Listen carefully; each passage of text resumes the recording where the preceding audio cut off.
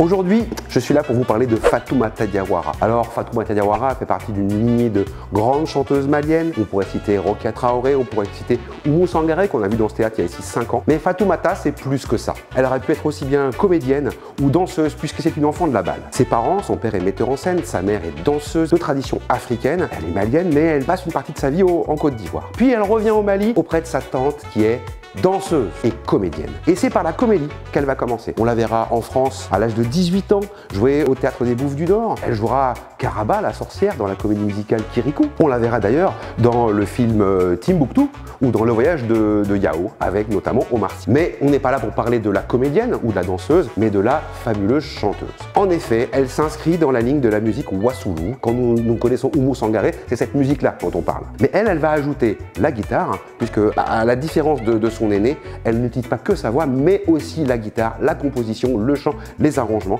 ce qui rend sa musique extrêmement riche. D'ailleurs, notre chanteur national ne s'y est pas trompé, puisqu'il produira son deuxième disque et qu'il a fait participer à son fameux album L'Amo Mali. Aujourd'hui, c'est London Co. Toute la puissance de la voix de Fatoumata Diawara, avec les harmonies, les magnifiques arrangements. Et venez la voir à la Meurice, parce qu'avec Fatoumata Diawara, c'est une voix, mais c'est aussi de la joie. Le 15 novembre, à la Meurice, venez nombreux.